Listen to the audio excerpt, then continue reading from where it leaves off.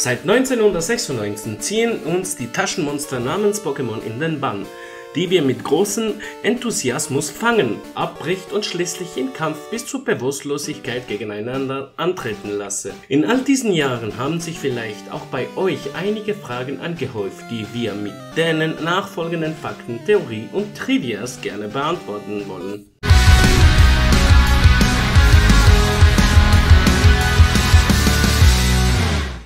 Nummer 1. Unsere Pokémon-Theorie ist eine naheliegende. Bis Generation 5 spielte das Geschehen die Spiele an Orten in Japan. Es wäre also noch eine ganze Menge Platz für weitere Spiele. Und was machen die draus? Ja, Pokémon Schwert, Pokémon Schild. Nummer 2. In Pokémon Rot und Blau lernen wir Major Bob, auch genannt Blitzender Amerikaner, Lightning American, dass er zuvor in einem Krieg mit Pokémon gekämpft habe. Zudem stellt sich auch die Frage, warum die meisten erwachsenen Männer in der Region entweder sehr alt, nicht nutzig, Kriminelle oder Trainer sind. Der Protagonist hat keinen Vater und auch eure Rivale lebt nicht mit seinen Eltern zusammen. Kinder können frei in einer relativ gefährlichen Gegend eigene Erfahrung sammeln, die sicherlich nicht in ihrem Alter entsprechend sind, und Ashs Mutter sieht ihn als Mann im Haus. Es gibt an jeder Ecke Krankenhäuser, Gyms, die meiste Zeit fällt es aber an Unterhaltungsmöglichkeiten wie Kinos oder anderen. Naja, Casino gibt's. Ja, andere Sache. Es ist also überaus naheliegend, dass es vor nicht allzu langer Zeit einen Pokémon-Krieg in der Kanto-Region gab. Auch in Pokémon X und Y wird erwähnt, dass es einst einen Pokémon-Krieg gab. Nummer 3. Auch wenn Memes die Pikachu-Namen auf den Wort Chew für Kauen ableiten viel witziger sind, ist die tatsächliche Herkunft doch recht nachvollziehbar und logisch. Denn Pikachu setzt sich aus der japanischen Lautmalerei für das Wort Funkeln, Pika Pika, und dem Wort Quicken, Chu Chu zusammen. Ja moin, wieder was gelernt. Nummer 4. Es ist noch nicht geklärt, wie dann eigentlich gigantische Pokémon in einen Pokéball von der Größe eines Apfels passen sollen. Aber diverse Theorien lassen zumindest Platz für Fantasie. Demnach können Pokémon nämlich in unserer realen Welt existieren und ebenso in einer Zwischendimension. Bewirft man ein Pokémon mit einem Ball und fängt es, dematerialisiert es sich in rote Energie, die in den Ball fährt. Hier hält der Pokémon alles, was es zum Leben braucht. Essen, Schlaf etc. Was es damit auch halbwegs friedlich macht.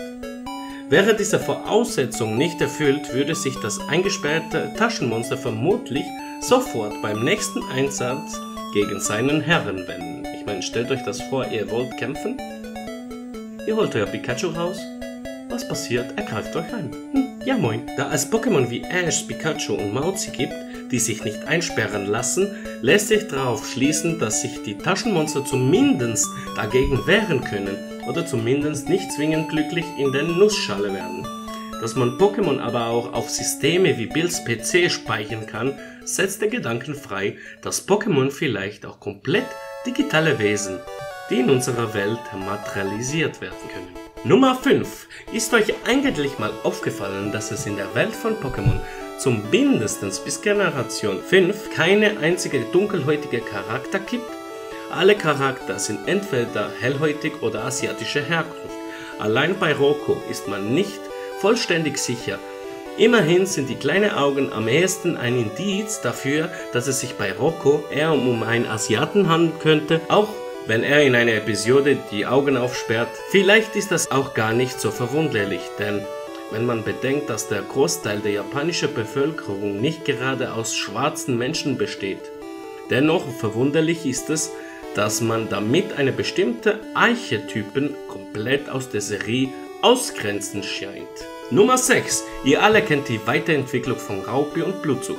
Schaut man sich die finale Staaten der beiden Pokémon einmal genauer an, fällt auf, dass alleine die Augen von Smetmo und Omut eher denen des anderen Vorgängern ähneln. Hinzu kommt Blutzugs Mund, der ebenfalls dem von Smetmo ähnelt, während Safgon in seiner Form auch mehr an Omut erinnert. Es ist bislang noch nicht bekannt, ob das kurz vor Release noch geändert wurde, es besticht aber alleine durch seine Logik, dass es so sein müsste. Nummer 8. Habt ihr auch schon einmal gefragt, warum es eigentlich keine Fauna abseits der Pokémon gibt? Die einzigen Tiere sind die Pokémon selbst, mit einigen Pflanzenwesen, die es aber nicht zur vollständigen Verdrängung der Fauna geschafft haben. In der ersten Staffel des Anime gab es allerdings ab und an einige kurze Auftritte echter Tiere. Der Umstand ist nicht geklärt, führt aber gleich zum nächsten Fakt. Nummer 9. Wenn man keine Tiere in der Welt von Pokémon kennt, muss man, sofern man nicht ausschließlich vegetarisch leben will, auf den Genuss von Pokémon zugreifen. Ich meine, hey, ihr Pokémon dort draußen, entweder ich fange euch oder ich fresse euch. Na, greif mich an, na los, hä? Ich meine, krass. Und Nummer 10. Aus diversen Pokédex-Einträgen geht hervor, dass Porenta kurz vor dem Ausrotten stand. Ist ja aber auch nicht verwunderlich, wenn die Ente gleich das Gemüse mitbringt. Auf jeden Fall hat sich Porenta in Galar zum Besten gemacht. Bestes Pokémon ever. Wenn es euch gefallen hat, dann lasst bitte ein Like da. Würde mich mega freuen. Schreibt mir in die Kommentare, welcher Fakt dir besonders gefallen hat. Und wenn du noch nicht bei der Phoenix Army bist, dann kannst du es jetzt noch werden, indem du den Abonnentenknopf drückst und dabei bist. Auf jeden Fall ist das ein neues Projekt, den ich auf die Beine stelle und der kommt jeden Montag. Ich wünsche euch einen wunderschönen Tag. Haut rein, Leute. Tschüss zusammen.